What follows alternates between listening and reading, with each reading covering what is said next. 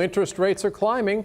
It's our top story on 13 News Now at 5:30. An announcement from the Fed this week means borrowing money just got a little bit more expensive. And paying off debt could become more of a burden. Alex Littlehales breaks down why this is happening in the first place and how it could affect you and your family.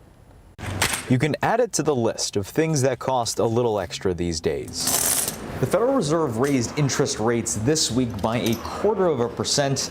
The rationale behind why is pretty simple. People are less willing to buy something if it costs just a little more. So the hope is that with lowering demand, you can also lower rising costs of inflation. Hurts the people most that can least afford it. Using credit is a little more costly today than it was yesterday. Andrew Root, an assistant professor at Regent University's School of Business, says this changes how the country borrows money.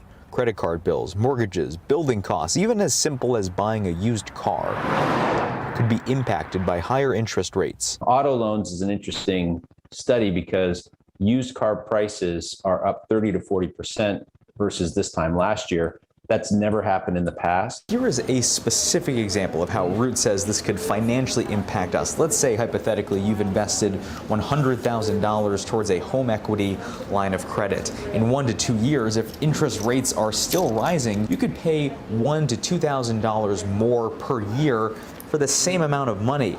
That's on top of interest rates you already may have been paying. Current borrowers who have adjustable rate mortgages will feel the increase immediately.